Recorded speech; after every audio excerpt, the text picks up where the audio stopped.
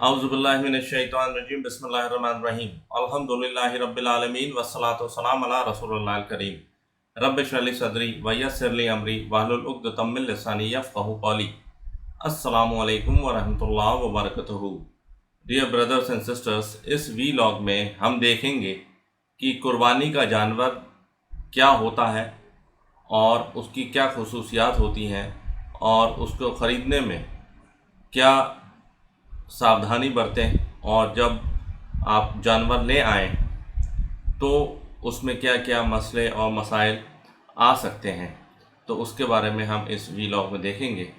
तो सबसे पहले तो हम इसमें ये देखेंगे कि कौन से जानवर कुर्बान किए जा सकते हैं ईद उल अज़हा में। तो उसमें टॉप ऑफ द लिस्ट है ऊँट, ऊँटनी, गाय, बैल, बकरा बकरी और मेंढा या भेड़। इन जानवरों को मेंढा उसको भी कहते हैं, दुम्बा जो होता है उसको मेंढा कहते हैं। इन जानवरों की कुर्बानी पर तमाम अहले इल्म का इत्तेफाक है, क्योंकि इरशाद बारी ताला है जिसमें अल्लाह ताला सूरतुल अनाम आयत नंबर 143 और 144 में फरमाता है, जिसका तर्जुमा इस तरीके से है, ये 8 नर व मादा हैं। 2 भेड़ की किस्म है, 2 भेड़ की किस्म हो गई, एक हो गई दुम्बा, एक हो गई भेड़, और 2 बकरी की किस्म है, तो बकरा बकरी, और 2 ऊँट की किस्म है, ऊँट और ऊँटनी, और 2 गाय की किस्म है, गाय और विजार या सांड या बैल। तो ये 8 जो जानवर हैं ये कुर्बान किए जा सकते हैं। अब इन 8 जानवरों में भैंस या पड्डे का ज़िक्र नहीं है, जो कि अमूमन हमारे यहाँ होता है, और ना ही कुरान व सुन्नत में इसकी कोई दलील मिलती है। एक हदीस है जो ज़ईफ़ है, जिसमें हज़रत अली ने को ये बताया गया है कि उन्होंने भैंस को कुर्बान किया। हज़रत अली से मरवी है, एक हदीस मिलती है कि भैंसे की कुर्बानी 7 अफराद और उनके घर वालों की तरफ से सही है। ये अल-फिरदौस में है, लेकिन इस किताब में जो है ज़्यादातर रिवायत जो है वो ज़ईफ़ और मौज़ू है। लेकिन अब जो कैटल है, कैटल की क्वालिटी में कैटल के जो एक सब ग्रुप है उसमें भैंस भी आता है, तो इसलिए उम्मत का इत्तेफाक है, मेजॉरिटी उम्मत ये मानती है कि भैंसे की कुर्बानी दी जा सकती है, और उम्मत का इजमा जो होता है वो सराखों पर, तो इसलिए आप भैंसे की कुर्बानी भी दे सकते हैं। लेकिन अगर आपका दिल ना ठुके तो आप गाय की कुर्बानी कर सकते हैं, और बाकी जो 8 जानवर हैं उनकी कुर्बानी कर सकते हैं। इंडिया में तो नहीं हो सकती, कुछ रीजन्स में, तो बेहतर ये है कि इंसान परेशानी से बचने के लिए जो है वो बकरा का कुर्बान करे, और अगर चाहता है कि मेंढा का कुर्बानी करना है वो भी कर सकता है। और ऊँट की कुर्बानी भी हमारे उत्तर प्रदेश में जो है अलाउड नहीं है, तो बेहतर ये है कि इंसान कोशिश करे कि बकरे की कुर्बानी करे, और अगर बकरा नहीं मिलता है, इतने पैसे नहीं हो पाते हैं, तो भैंस की कुर्बानी करने में भी उसमें एक इंसान एक हिस्सा ले ले और वो उसकी कुर्बानी कर सकता है। एक रिवायत है कि जब आप सल्लल्लाहु अलैहि वसल्लम को ऊँट ना मिलता तो आप सल्लल्लाहु अलैहि वसल्लम कोई दूसरा जानवर ज़िबा करते थे। ये सुनन निसाई में है, 43-73 नंबर हदीस है। अली रदी अल्लाह अन्हु से मरवी है कि नबी सल्लल्लाहु अलैहि वसल्लम ने हमें हुक्म दिया कि हम कुर्बानी का जानवर ख़रीदते वक्त उसकी आँखों और कानों को अच्छी तरह देख लें कि उनमें कोई ऐब तो नहीं, क्योंकि काना या अंधा जानवर या जिसको कैटरेक्ट हो गया है, तो ऐसे जानवर की कुर्बानी करना जायज़ नहीं है। और कानों को अच्छी तरह देख लें, कानों को अच्छी तरीके देख लें, देखने का इसलिए बताया गया है क्योंकि उस ज़माने में क्या करते थे لوگ دیوی دیوتاؤں پر جو ہے جانور ان کے نام سے ان کا کان کاٹ دیتے تھے اور پھر انہیں چھوڑ دیتے تھے. جیسے یہاں پہ بھی انڈیا میں بھی پنیہ کرتے ہیں گایوں کو، کہ وہ گایوں کو ایسی پنیہ کر کے اور ایسے ہی چھوڑ دیتے ہیں سڑکوں پہ گھومتی رہتی ہیں، کیونکہ جنگل تو ہے نہیں تو وہ سڑکوں پہ گھومتی رہتی ہیں. ایسے ہی پہلے کے زمانے کے لوگ جو تھے، عرب کے زمانے کے لوگ کیا کرتے تھے، ان کے کان کو کاٹ دیتے تھے، جس سے یہ پتہ چلے کہ یہ دیوی دیوتاؤں پر نچھاور کی گئی گائے ہے یا جانور ہے. اب وہ پھر ایسے ہی گھومتا رہتا تھا، اس کو کوئی پکڑتا بھی نہیں تھا، نہ ہی اس کو کوئی ذبح وغیرہ کرتا تھا. تو اس لیے رسول اللہ صلی اللہ علیہ وسلم نے یہ فرمایا کہ آنکھوں کو دیکھ لو کہ اندھا نہ ہو، کاڑا نہ ہو، اور کسی دیوی دیوتاؤں پر نہ چڑھاوا دیا گیا ہو اس کا. برا بن عازب رضی اللہ عنہ فرماتے ہیں کہ نبی صلی اللہ علیہ وسلم سے پوچھا گیا کہ قربانی والے جانوروں میں کن عیب سے بچنا ضروری ہے، تو آپ صلی اللہ علیہ وسلم نے انگلیوں سے اشارہ کرتے ہوئے فرمایا 4 عیبوں سے. پہلا، لنگڑا، جس کا لنگڑا پر ظاہر ہو، مطلب چوٹ لگ جاتی ہے جانور کے، لنگڑے ہو جاتے ہیں، کیونکہ ان کو تو ایسا ہے نہیں کہ فریکچر صحیح کرائیں گے یا ان کو نیل ہوگی، ان کے آپریشن ہوگا. وہ تو جیسے لنگڑے ہیں وہ تو لنگڑے رہیں گے اور وہ کسائی کے پاس کس دن چلے جائیں گے. دوسرا، اس کا صدقہ تو ہو سکتا ہے، اس کا جو ہے وہ ذبح بھی ہو سکتا ہے، لیکن اس کا جو ہے وہ قربانی نہیں ہوگی، عید کی قربانی ناجائز ہوگی اس کی. دوسرا جو ہے وہ ہے کانا، جس کا کانا پن ظاہر ہو. وہ پہلے والی حدیث میں آ گیا کہ کانا نہیں ہونا چاہیے، اندھا نہیں ہونا چاہیے. اندھا ان دا سینس کہ اتنا بوڑھا نہ ہو جائے کہ اس کو کیٹریکٹ آ جائے، تو یہ نہیں ہونا چاہیے. اور تیسرا، بیمار. اب جس کی بیماری ظاہر ہو، جیسے ہمارے کمیلوں میں بیمار جانور جو ہے وہ کٹتے ہیں ایک دم ہی لاغر ٹائپ، تو وہ نہیں ہونا چاہیے. ہیلدی جانور ہونا چاہیے. لاغر و کمزور کی جس کے جسم میں چربی و ہڈی میں گودا نہ رہا ہو، مطلب ایک دم ہی بالکل گیا گزرا، ایک دم ہی بالکل مریل سا جانور نہیں ہونا چاہیے. اچھا جانور ہونا چاہیے، تندرست جانور ہونا چاہیے. تو یہ صحیح حدیث ہے. ترمذی میں 1344، ابن ماجہ میں 3144 اور ابو داؤد شریف میں 2778. تو یہ چیزیں ہیں جو جانور میں نہیں ہونا چاہیے. علی رضی اللہ عنہ سے روایت ہے کہ نبی صلی اللہ علیہ وسلم نے ہمیں ایسے جانور کی قربانی دینے سے منع کیا جس کا آدھا یا آدھا سے زیادہ سینگ ٹوٹا ہوا ہو یا کان کٹا ہوا ہو. اب کان کٹا ہوا بیسیکلی کیا ہے کہ جانور میں کوئی نقص نہیں ہونا چاہیے. جانور میں کوئی نقص نہیں ہونا چاہیے، تو اس کے لیے کان کٹا ہوا نہیں ہونا چاہیے، کوئی ٹوٹا ہوا نہیں ہونا چاہیے، کوئی بیمار نہیں ہونا چاہیے.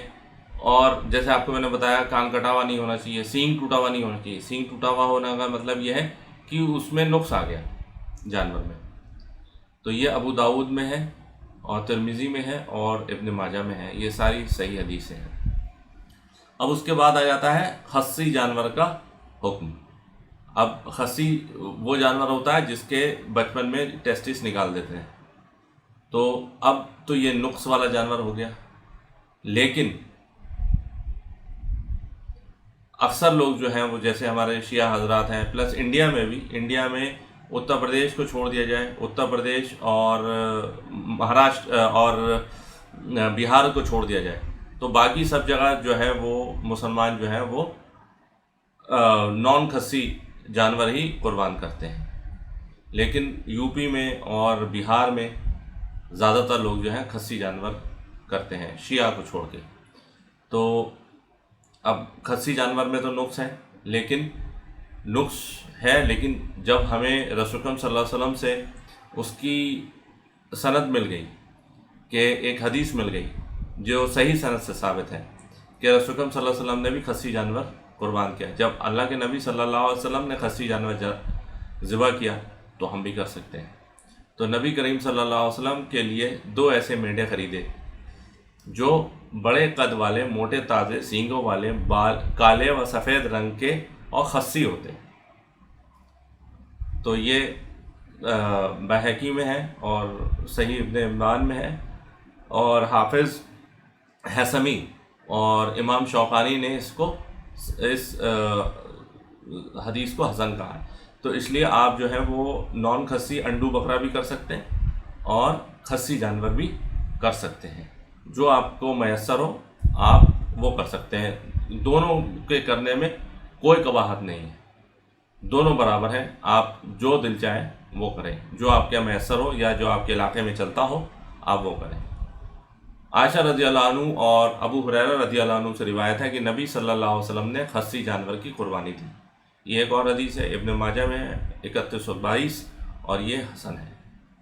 تو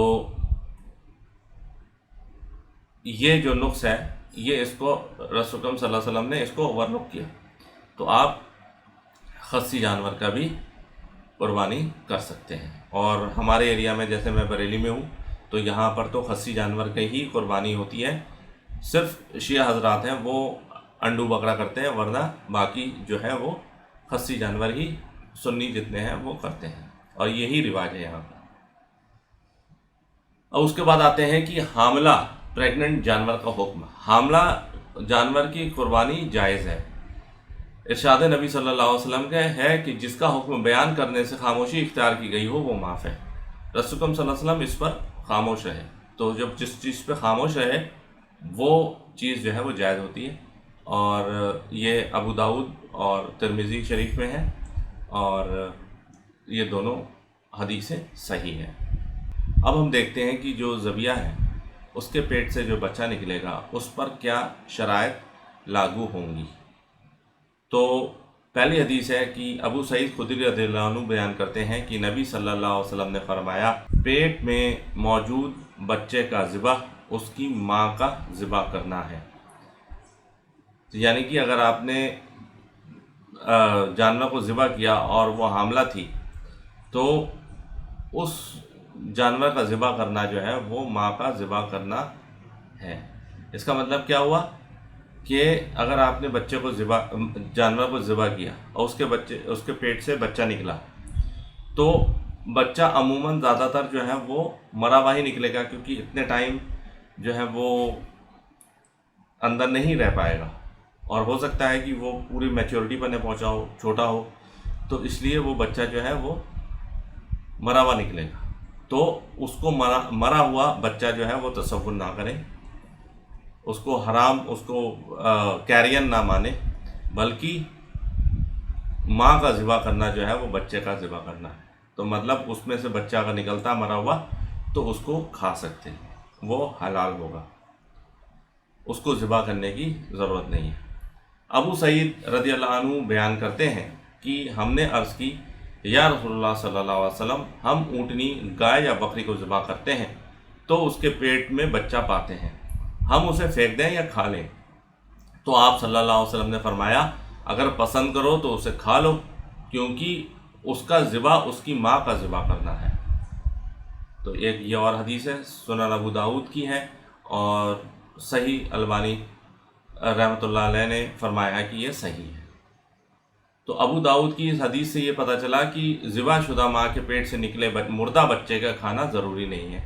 تو اس میں ایک بات اور یہ نکل آئی کہ اگر مردہ بچہ نکلا تو ضروری نہیں ہے آپ اس کو کھائیں، آپ کا دل کرے آپ کھا لیجئے، آپ کا دل نہ کرے آپ نہ کھائیں۔ اب یہ اس طریقے سے شریعت جو سازی کرتے تھے، کون کرتے تھے شریعت سازی؟ یہ مشرکین مکہ ایسے شریعت سازی کرتے تھے۔ تو یہ ایک ایگزامپل ہے تھوڑا الگ اس سے ہٹ کے، وہ یہ ہے کہ وہ لوگوں نے شریعت سازی یہ کیا کی تھی کہ اگر وہ کسی حاملہ جانور کو ذبح کرتے تھے اور اس میں سے مرا ہوا بچہ نکلتا تھا تو وہ یہ کہتے تھے کہ یہ آدمی نہیں کھائیں گے، یہ عورت کھائیں گی، کیونکہ وہ مرا ہوا نکلا۔ اور اگر زندہ بچہ نکلتا تھا تو یا تو وہ اسے پال لیتے تھے، اور نہیں پالتے تھے تو پھر اس کو بھی ذبح کر لیتے تھے۔ تو اس کو جو ہے وہ اس طریقے سے وہ عورتوں کی بے عزتی کرتے تھے کہ مرا ہوا بچہ نکلا وہ عورت کھائے گی، زندہ نکلا تو وہ آدمی کھائیں گے۔ تو اس طریقے کی شریعت سازی کرتے تھے، جس کو اللہ کے نبی صلی اللہ علیہ وسلم نے ختم کیا، اور یہ کہا کہ اگر مرا ہوا نکلے تو وہ بھی حلال مانا جائے گا، اور اگر آپ کا دل چاہے تو آپ کھا لیں، اور آپ کا دل نہ چاہے تو آپ نہ کھائیں۔ اگر ذبح شدہ ماں کے پیٹ سے نکلنے والا بچہ زندہ ہے تو اس کا ذبح کرنا ضروری ہے، کیونکہ وہ ایک مستقل جان ہے۔ اب اس میں تھوڑا سا ڈفرینس یہ ہے کہ اگر نارمل آپ کوئی جانور ذبح کرتے ہیں اور اس کے اندر سے جو بچہ ہے جو ہے جب تک آپ اس کے یوٹرس تک پہنچے تو اس کو اوپن کرتے کرتے پریپیئر کرتے کرتے میٹ تب تک پہنچے اور وہ بچہ تب تک بھی زندہ ہوتا ہے اگر، تو آپ کا مرضی ہے کہ آپ اس کو ذبح کر کے قربانی کر لیں یا پھر اس کو رہنے دیں اور اسے پال لیں۔ لیکن جب عید الاضحیٰ کی آپ نے قربانی کری ہے اور آپ نے جو ہے حاملہ اور جو بھینس ہے یہ جانور ہے اس کو آپ نے ذبح کیا ہے اور اس میں سے جو بچہ نکلے گا زندہ اگر ہے تو پھر آپ کو اس کو ذبح کرنا پڑے گا، کیونکہ وہ ایک مستقل جان ہے، وہ ایک سنگل اینٹی ہے، کیونکہ اس میں آپ پورا جو اینٹی جو ہے وہ اللہ کے لیے قربان کر رہے ہیں۔ ایسا نہیں ہو سکتا کہ ایک کو قربان کر دیا دوسرے کو چھوڑ دیا، تو وہ فل اینٹی ہے، تو اس لیے اگر وہ بچہ زندہ نکلتا ہے تو اس کو بھی قربان کرنا ضروری ہے۔ تو یہ چیز ہے جو ایک نارمل جو آپ ذبح کرتے ہیں یا صدقہ کرتے ہیں اس سے یہ ڈفرینٹ ہے کہ عید الاضحیٰ کی قربانی میں۔ اب آتے ہیں کہ ایک اور جو قربانی کے جانور کی خصوصیات ہے ان میں سے ایک یہ ہے کہ جانور کی عمر کتنی ہونا چاہیے۔ تو اس کے لیے یہ ہے کہ جانور کی عمر کیسے پتہ چلے گی، نہ سائز سے پتہ چل سکتی نہ کچھ پتہ چل سکتی۔ شریعت میں جانور کی عمر کا پتہ چلے گا اس کے کتنے دانت ہیں۔ تو حدیث ہے کہ ایسا جانور جائز نہیں جو اس قدر کمزور ہو کہ اس کے جسم پر چربی اور ہڈی میں گودا نہ رہا ہو، یعنی کہ اتنا بوڑھا جانور یا اتنا بیمار یا اتنا مریل سا جانور جائز نہیں ہے کہ اس کی قربانی کی جائے۔ جابر رضی اللہ عنہ سے روایت ہے کہ نبی صلی اللہ علیہ وسلم نے فرمایا صرف 2 دانت جانور کی ہی قربانی دو، سوائے اس کے کہ 2 دانت جانور کا حاصل کرنا کسی وجہ سے مشکل ہو جائے، تب بھیڑ کا جزا، ایسا مینڈا جو ابھی 2 دانتا نہ ہوا ہو وہ بھی قربان کیا جا سکتا ہے، یعنی کہ مثنیٰ جو ہے وہ 2 دانت والا جو ہے وہ قربان کریں گے۔ تو اس سے پتہ چلتا ہے کہ 2 دانت والا جانور جو ہے وہ 2 سال کا ہوگا، تو 2 دانتا جانور جو ہے وہ قربان کریں گے۔ اور اگر کسی وجہ سے 2 دانت والا جانور نہ مل پائے کہ کمی کی وجہ سے یا پھر زیادہ ڈیمانڈ ہے تو وہ پہنچ نہ پایا ہو اور قربانی کا وقت آ گیا ہو تو 1 دانت والا بھی قربان کر سکتے ہیں۔ اور کچھ محدث یہ کہتے ہیں اور علماء یہ کہتے ہیں کہ یہ صرف اونٹ، گائے و بکری کے لیے ہے، جبکہ جمہور اہل علم کے نزدیک بھیڑ و مینڈے کا 2 دانت ہونا ضروری نہیں، بلکہ یہ جزا کھیرا بھی قربان کیا جا سکتا ہے۔ تو یہ ابو داؤد شریف میں حدیث ہے کہ 1 سال یا اس سے زیادہ عمر کا ہوتا ہے، یعنی کہ 1 دانت والا جو ہے 1 سال یا زیادہ عمر کا ہوتا ہے اور 2 دانت والا جو ہے وہ 2 سال کا ہوتا ہے۔ 2 دانت والا جانور اگر نہ ملے تو 1 دانت والے کی بھی قربانی کی جا سکتی ہے۔ تو یہ سارے کریکٹرسٹکس ہونا چاہیے جانور میں جو آپ قربانی کے لیے لائیں۔ واللہ اعلم۔ سبحانک اللہم و بحمدک، نشہد ان لا الہ الا انت، نستغفرک و نتوب الیک، وما علینا الا البلاغ المبین۔ جزاکم اللہ خیر۔ السلام علیکم ورحمۃ اللہ وبرکاتہ۔